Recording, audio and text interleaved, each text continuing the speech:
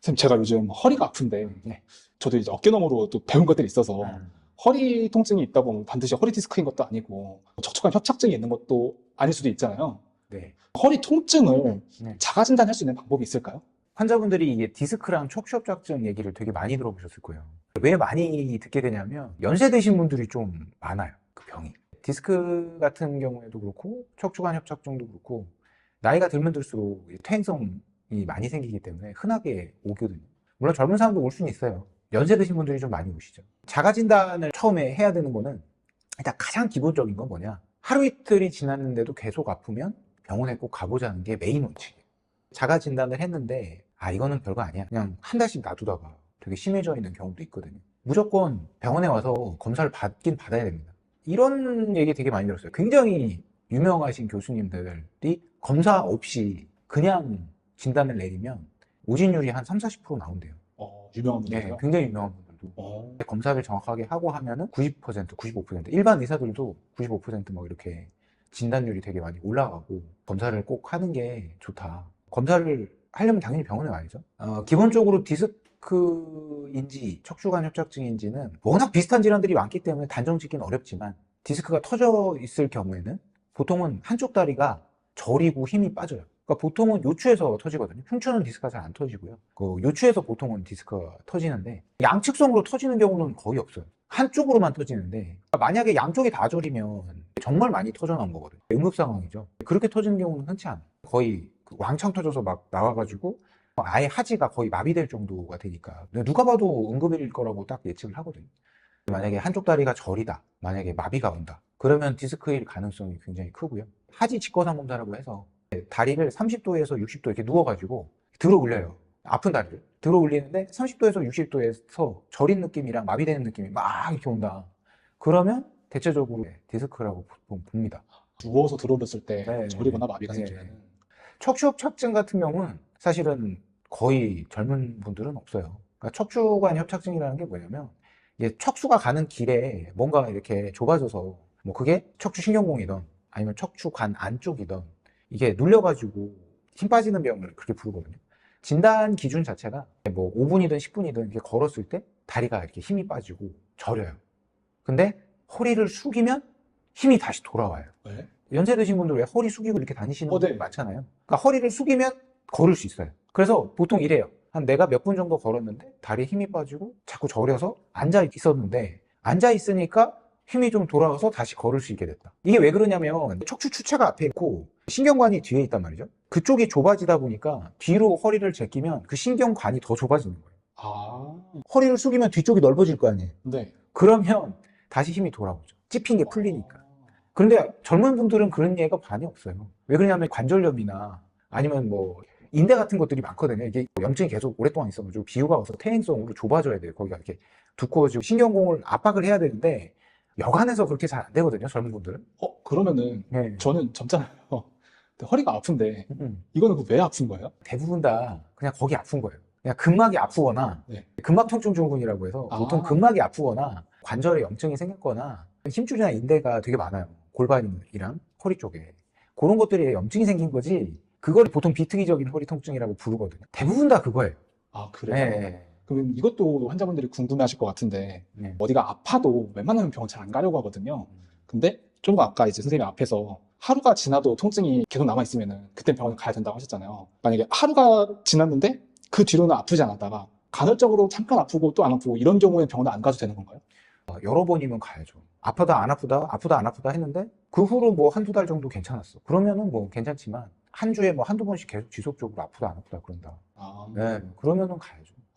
저같이 어딘가에 염증으로 인해서 허리가 아픈 경우에는 이런 경우에도 병원을 반드시 가야 되나요? 아니면 뭐 자연적으로 치유가 되는 경우가 있나요? 나는 허리가 아파 이렇게 생각하는 분들은 대부분 다 되게 오랫동안 허리가 아팠던 거예요. 하루 이틀 아프다고 나는 허리가 좀 아파요 이렇게 얘기를 안 하거든요. 그냥 계속 아팠던 거예요. 그러니까 당연히 가야죠. 당연히 가야죠. 예, 제가 누누이 예전부터 말씀드리지만 1% 망가졌다고 1%안 아파요. 예, 한참 망가져야 아프기 때문에 그건 그냥 만성화돼서 계속 아픈 거지, 그거는 놔둘 게 아닙니다. 통증이 금방 없어진다거나 아니면은 이제 들어서 마비 증상이 오는 허리 디스크가 아니라면은 통증 약과에서 치료를 받아야 되는 상황인 거네요. 그렇죠. 저 같은 경우에도 환자분들 오시면은 그냥 조금 아파서 왔어요라고 하는 분들도 있거든요. 제가 하도 이런 얘기를 많이 하니까. 그런데 확인해보면 되게 심한 경우가 많아요. 이게 또 사람마다 통증 역시가 다릅니다. 어떤 분은 통증 역시가 되게 높고 어떤 분은 되게 낮아요. 조금 아파서 왔다고 해도 굉장히 심한 분들도 많고 네, 물론 반대의 경우도 있긴 하지만 근데 반대의 경우는 되게 빨리 나와요. 통증 역시가 낮은 분이 조금 아파서 오면 사실 별로 안 망가져 있거든요. 되게 빨리 끝나요, 치료가. 대다수는 안 그렇더라고요. 대부분은 통증 역시 되게 높으신 것 같아요. 네, 그래서 한참 망가져서 막 난리가 나요. 그제서야 아프시더라고요.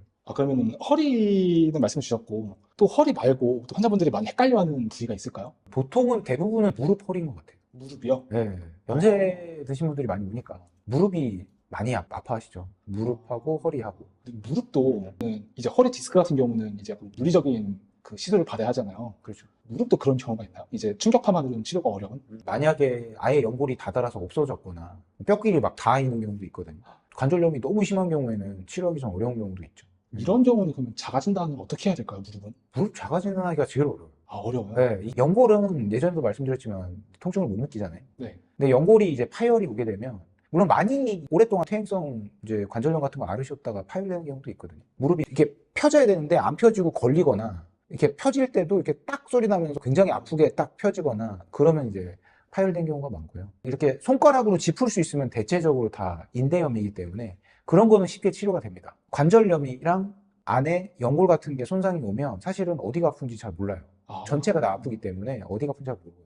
근데 그런 경우에는 연골이 아픈 건 아니고 연골이 파괴되면 관절의 안쪽에 염증이 심해지니까 관절낭이나 이런 부분에 염증이 생겨서 결국은 이제 전체적으로 통증이 나타나는 거고요. 만약에 내가 아픈 곳을 손으로 찝을 수 있다. 그러면 부분은 거기에 그냥 인대 쪽 아니면 힘줄 쪽 염증이에요.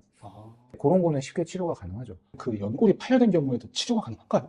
아주 소량 바깥 부분이 파열된 경우에는 인대강화 주사나 뭐 콜라겐 주사 아니면 충격파 뭐 이런 걸로도 가능한데요. 그런데 안쪽 깊숙한 곳이 파괴됐고 완전히 파괴돼서 뽑혀져 나오듯이 이렇게 아프면은 그거는 수술해야죠.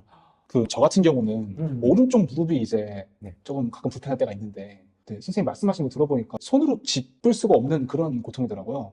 엄청 아프진 않은데 이제 걸을 때 아니면 계단 내려갈 때 좀 불편한. 맞아요. 관절염이 보통은 짚을 때 아파요. 손목도 그렇고 무릎도 그렇고 발목도 그렇고요. 이게 특정 부분이 확 아픈 건 아닌데 짚을 때 아프다. 네. 그러면 대부분 다 관절염이에요. 관절염도 충격파로 치료 가능할까요? 충격파로 치료 가능합니다. 빨리 받아야겠네요. 이제 얘기를 들어보면은 어떤 분들은 이제 무릎이 좀 앞쪽이 아프다라고 표현하는 분들이 계시고 그렇죠. 뒤쪽이 아프다라고 하는 분이 계시는데 그 차이점이 있나요? 무릎 뒤쪽은 사실은 대부분 다 이게 햄스트링 근육이나 종아리 쪽 근육의 힘줄들이 만나는 곳이에요. 그래서 물론 뭐 관절염이었어서 뒤쪽으로 아픈 분도 있지만 대부분은 다 종아리 힘줄염이거나 햄스트링 힘줄염인데 종아리 힘줄염이 훨씬 더 많아요. 그래요? 네. 예를 들면 만약에 행군을 되게 오래 했거나 오래 걸어 다니신 분들이 무릎 뒤에 아픈 경우가 되게 많거든요. 그거는 무릎이 아픈 게 아니라 그러니까 종아리 힘줄이 아픈 거예요. 그러니까 계속 걸어 다니면서 종아리를 쓴 거예요. 그래서 무릎 뒤가 아프다 이렇게 오신 분들은 대체적으로 확인해 보면 종아리 쪽 힘줄에 문제가 있는 경우가 많아요. 그럼 앞쪽은요? 앞쪽은 대체적으로 무릎의 인대나 힘줄염이 대부분이에요. 사실 근데 그거는 별로 안 어렵습니다, 치료하기. 무릎 관절 안에 뭐 십자인대 파열이라든지 뭐 인대 파열이라든지 그 연골 파열이라든지 이런 게 문제가 되는 거지 뭐 바깥쪽은 쉽게 치료가 가능하거든요. 저는 선생님께 막 이런저런 이야기들을 많이 들어서 어느 정도는 아프면 이래서 아프구나 하는 걸 아는데 진짜로 무릎의 연골이 뭐 정도에 따라 다르겠지만 손상이 된 분들이 많이 계실 텐데 그분들은 그거를 자가진단을 할 수가 있나요? 잘 못해요. 그러니까 대부분이 논문에도 되게 많이 나와 있는데요. 연골이 통증을 잘 못 느끼기 때문에 연골이 거의 다 닳아서 없어질 때까지 통증이 없는 분들이 많거든요. 자기 연골이 얼마나 남아있는지는 솔직히 알기 어려워요. 완전 시한폭탄이네요. 그렇죠. 그래서 주기적으로 MRI 찍어보는 것도 도움이 돼요. MRI를 주기적으로요? 네, 내 연골이 내가 관리를 잘 못했고 뭐 초음파를 봐도 되는데 연골 자체는 MRI밖에 못 보니까 네, 좀 연세 많으신 분들이겠죠. 젊은 사람들 말고 연골이 걱정되시는 분들은 그러니까 뭐 자주 찍으라는 말씀은 아니고 막 한 5년에 한 번 무릎에 한번 확인을 해보시는 것도 괜찮아요. 아프면 통증학과를 가잖아요. 그러면은 초음파 정도로도 그게 진단이 되나요? 연골이 어떻게 되어 있는지 정확하게 알기는 어려운데요. 아주 정확하게는 아니지만 대충은 알 수 있어요. 연골이 얼마나 있는지, 이 관절염이 얼마나 심한지는 초음파로 봐도 거의 보이거든요. 그래서 초음파로도 가능합니다, 사실. 아주 정확하지는 않지만. MRI 같은 경우는 워낙에 비용도 많이 들고, 그렇죠. 시간도 많이 드니까. 그렇죠. 뭐, 초음파 한번 보시고 가는 게 나을 수도 있죠.